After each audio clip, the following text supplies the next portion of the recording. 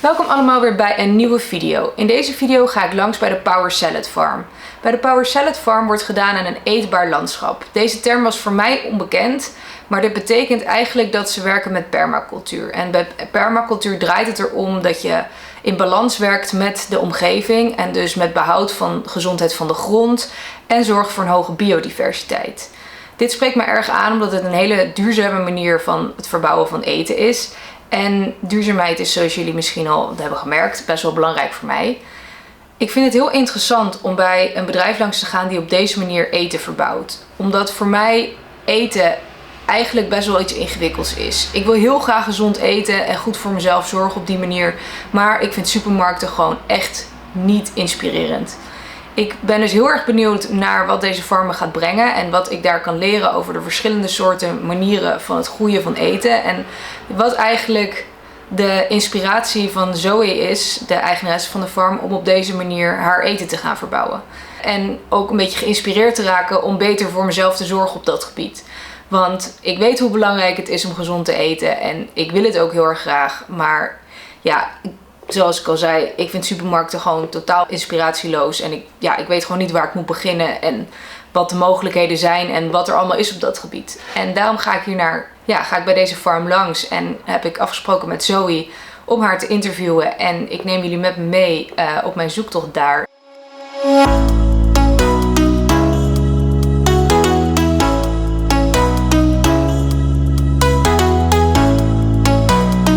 Vandaag ben ik even aan het helpen bij Zoe met het plukken van appels. Ze heeft me uitgelegd, eigenlijk alle appels mogen eraf.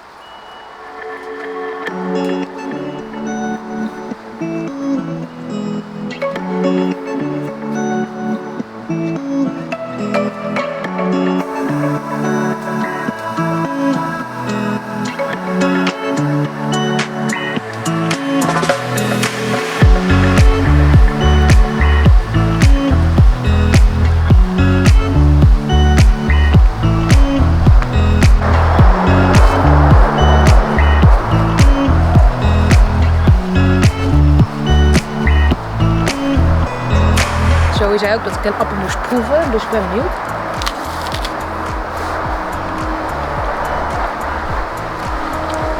Nou, wel gelijk wel appels. Geeft ook wel wat dat je het zo van de boom plukt en opeet.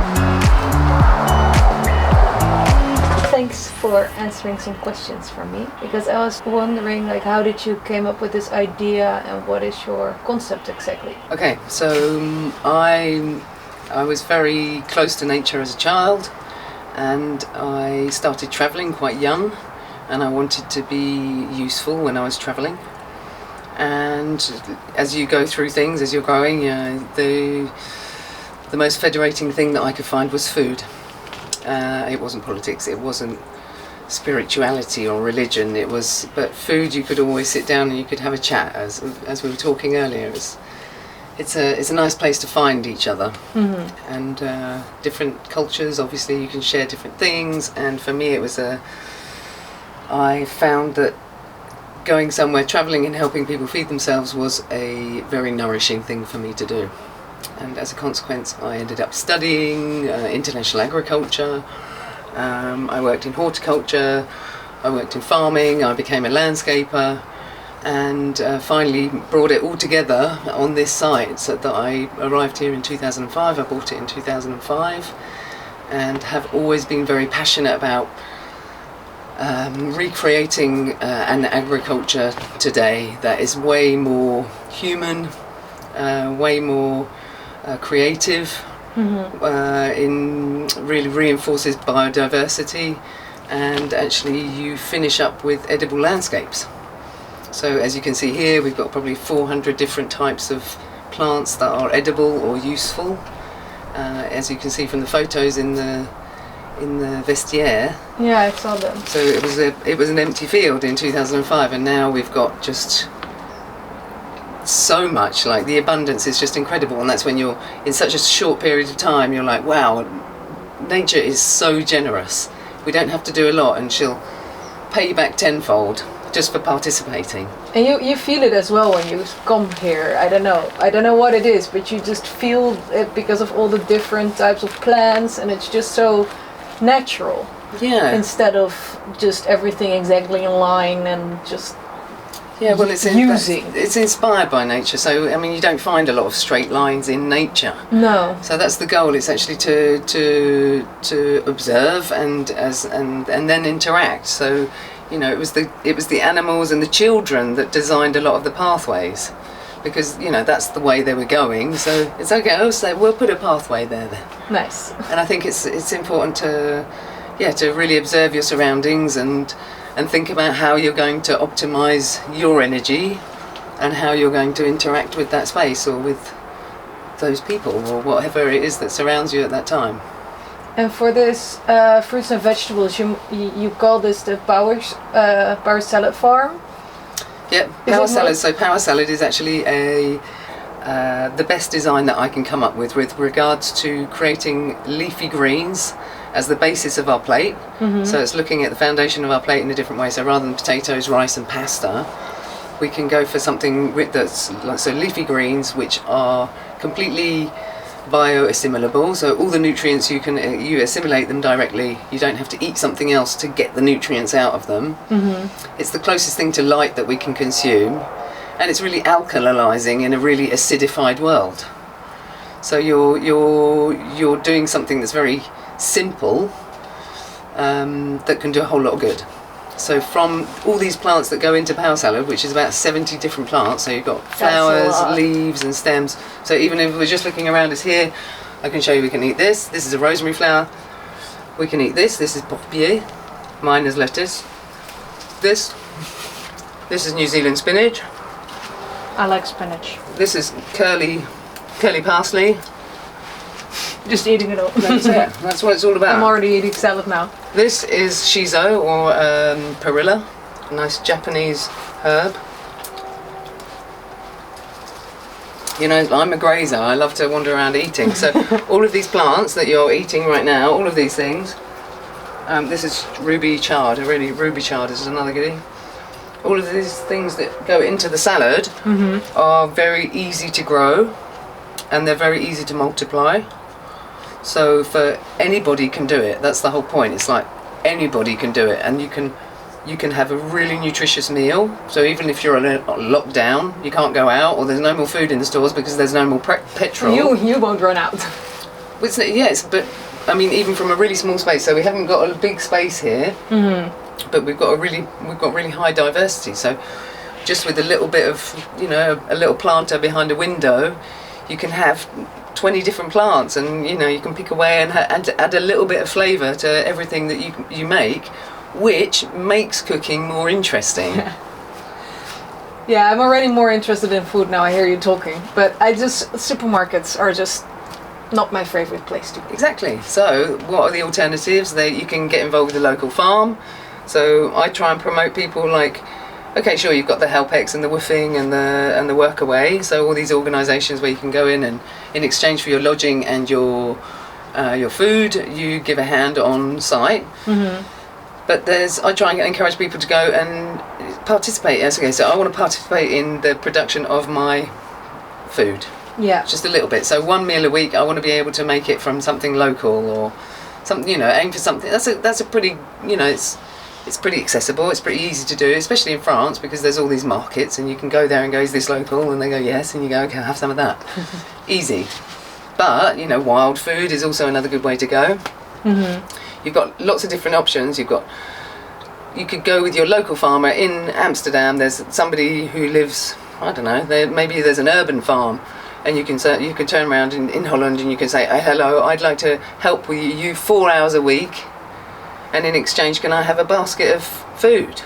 Yeah, but that's also then, I believe, food becomes more fun if you collaborate with the production. Because I did a workaway where I worked in the farm as well, and where we were growing all these types of foods, and it's so more rewarding when you eat food where you just saw it grow. Yeah, sure. Yeah, totally. So I totally understand that. I haven't had the chance to have my own garden like that yet, but if I am having my own place in the future, I will definitely I think want to even grow when my you're own food. And even here, while you've been here, is to go out and pick a peach out of a tree or pick an apple out of a tree and eat it is something that's so rare today. And when we know that the apples in the supermarket, you need to eat 27 of them to get the same nutrition that you did 50 years ago with one apple. So this kind of apple that you can see here, all this space, this whole space, is designed so that people can grow in a comfortable space. So it's encouraging people to grow, but in a purpose, an intentionally designed space to promote specifically that. So not only is it promoting the growth of everything that's growing here, like literally, it's also with regards to the people that come here. So I'm hoping that that's what you felt. Well, I did, and I also tasted the apple, and it tasted really good, and it made me happy because I was just picking the apples, and I could just eat it like that. And I have to say, I don't remember when the last time I ate fruit, because I'm just not. Yeah, but it's not. It's also that accessibility. It's like, how often do you get to go somewhere and you know that it's not being treated? Yes, you exactly. You can literally rub it on your shirt and you can bite into it. I mean, everything here. That's the wonderful thing. I can literally go around grazing, and I could probably eat all day here. That's the whole point. Yes. It's like, and it's all good for you. That's the most pretty nice much. I mean, part. anything in excess is probably going to do some sort of harm. And there are certain things like that one behind you. So this is sorrel. I'm going to grab some of that.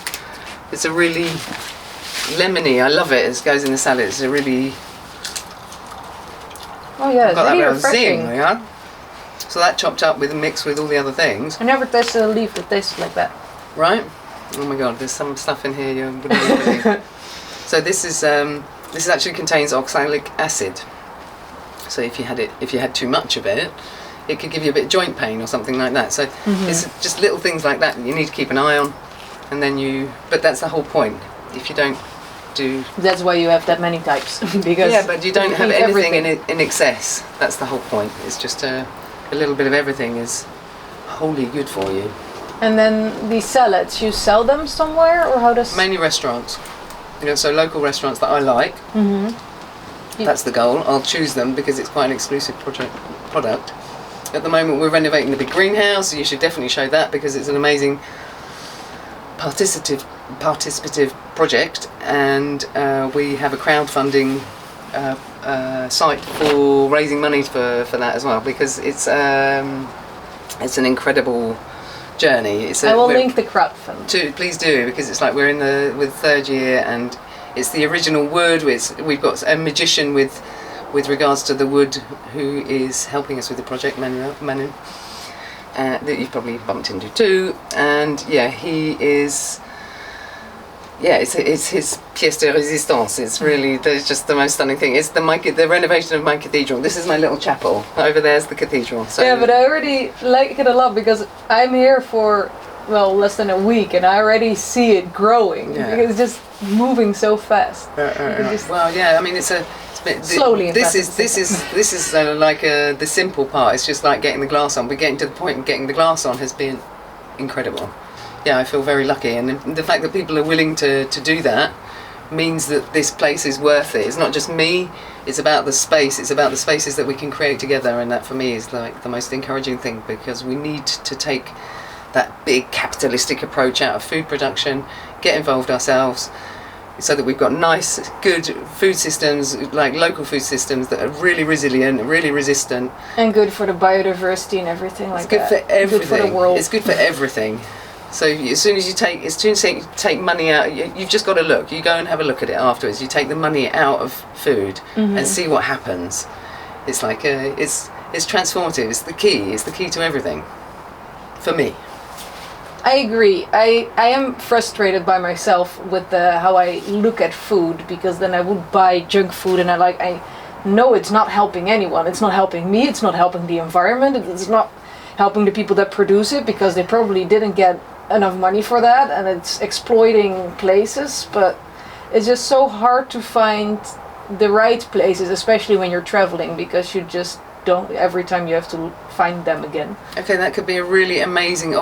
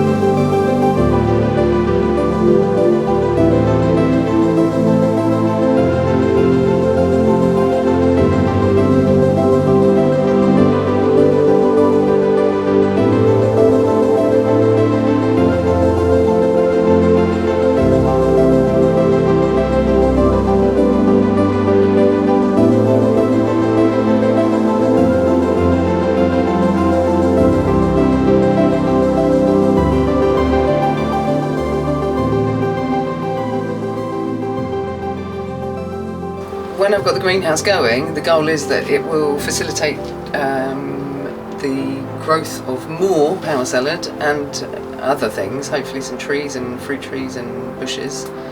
But otherwise, yeah, we're really well protected. I mean, we're sloping towards the southwest, we've got the Jardin de Plantes on the east, we've got the wall along the north. It's like, we've got like this real amazing microclimate that's reinforced by the bay. And obviously we're slowly reinforcing it as much as we can as well by putting in water that can absorb more heat, and then renovating the greenhouse so we can recuperate more water. So little by little, we're creating a whole system, so that, a productive ecosystem that has integrity. And no matter, I mean, at the minute we're seeing incredible climatic changes, climatic variations over very short periods of time. So growing anything by monoculture anymore, so like one single crop, is near impossible. It's just it's too difficult because of these variations. So for me, having a mass of variety from the beginning means that no matter what, something is going to do really well. So even that's if that gives a nice me, way to look at it. Yeah, it's really gives important. also safety, because indeed, if you have a very cold summer, then there are plants that will love that, and there are plants that probably like it less. But you always, with your this many varieties, you always have enough to make a very nice salad. A very healthy salad.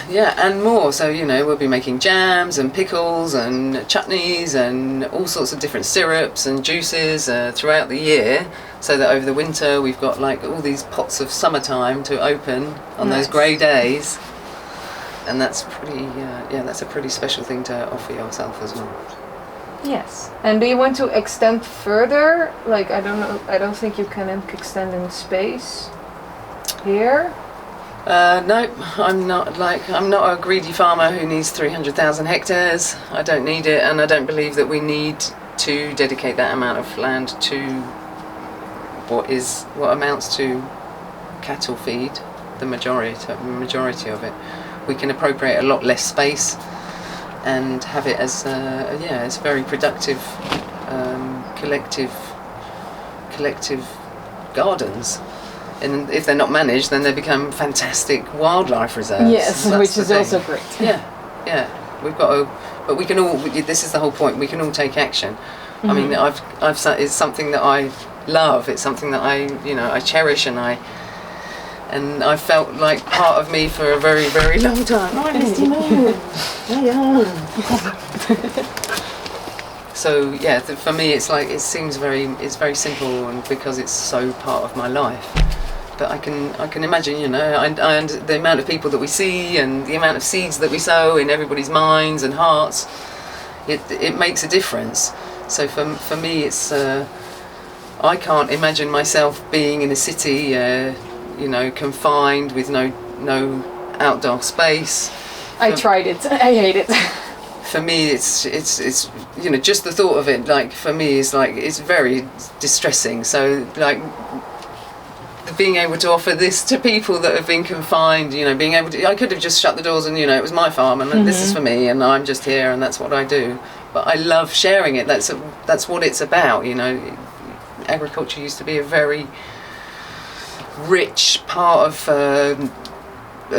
society, and it's probably all our dances came from doing something when you're out picking in the garden, and the songs, and it was a celebration. It was part of everybody helped each other out. Yeah, social life as well. Yeah, and we lost that, and I think for me it was very important to bring back this human and collective aspect and this very social aspect to farming as well. So it's a very different design. It's pretty unique. It's fairly evolved already, so it's not something that we've just started planting. There's trees that have been here for 15 years, and the variety of things that we can eat now is just it's just stunning. So for me and anybody that wants to discover something new, it's the space to be. Yes, it's a very nice and welcoming place. Because I was only planning on staying 2 nights and I haven't left yet. That's it. That's the best compliment we can have. Yes. Well, thanks a lot. Ik heb ontzettend veel geleerd van mijn verblijf op de Power Salad Farm. Ik ben er uiteindelijk bijna een week geweest, omdat ik de vibe daar gewoon echt heel erg prettig vond. Het sprak me heel erg aan op de manier waarop ze werkte. Er kwamen veel mensen langs en ja, het interview vond ik ook echt heel inspirerend. De manier hoe Zoe naar eten kijkt, ja, vind ik heel interessant. En ja, het heeft me dan ook wel echt geïnspireerd om wat meer buiten supermarkten te gaan kijken. Het is lastig voor mij omdat ik natuurlijk aan het reizen ben. Dus ik kan geen vast adresje zoeken waar ik gewoon mijn eigen groente en fruit vandaan kan gaan halen. Maar ik wil wel beter mijn best gaan doen om meer bij dit soort bedrijven langs te gaan. En dan ook echt wat te gaan kopen, wat mee te nemen. En bijvoorbeeld op markten langs te gaan om wat meer eten te halen. Zodat ik wat beter gevoel krijg bij het eten, bij de groentes en fruit. Omdat ik dat dus op dit moment niet heb. Het is niet dat ik het niet lekker vind. Ik vind het gewoon, ik weet niet, supermarkten doen het hem voor mij gewoon niet. En ik vind het ook wel gewoon heel erg leuk om te zien en heel inspirerend om te zien hoe zij naar haar eten kijkt. Er zijn zoveel verschillende soorten planten op die boerderij. Ze heeft me ook het een en ander laten proeven. En ik was echt verrast bij de verschillende smaken die alleen al in verschillende planten kunnen zitten. Ja, ze sprak gewoon met zoveel liefde over dat eten. Ik vind het wel heel erg mooi om te zien, omdat wij dat in ons dagelijks leven komen we dat niet veel meer tegen. Dat op die manier naar eten gekeken wordt. En dat er dus zoveel verschillende ingrediënten in één salade kunnen zitten is natuurlijk echt bizar. En ik hoop dus ook daarmee aan jullie te kunnen hebben laten zien dat er andere plekken zijn waar je eten vandaan kan halen. En dat het dus veel leuker, inspirerender kan zijn om eens bij een boerderij dat vergelijkbaar handelt bij jou in de buurt langs te gaan. En wie weet daar wel je vaste groente- of fruit adresje van te maken. Want ja, ik heb die appel ook gewoon uit de boom geplukt en geproefd. En ik weet niet, het heeft gewoon wel wat. Als ik op zo'n manier elke dag aan mijn fruit zou moeten kunnen komen door gewoon mijn eigen tuin in te lopen en het een en ander te plukken, dan weet ik zeker dat ik er al veel meer van zou eten. En dat is dus ook zeker wel een plan voor de toekomst. Maar goed, al reizend zit dat er natuurlijk niet in. Maar ja, ik ben zeker geïnspireerd om op deze manier beter met eten om te gaan en meer groente en fruit te eten. En dus wel gewoon wat beter mijn best te doen. Om misschien niet naar de supermarkt te gaan, maar even ergens anders een kijkje te nemen in de buurt. En ik hoop dat jullie dat gevoel met mij delen. Bedankt voor het kijken en tot de volgende.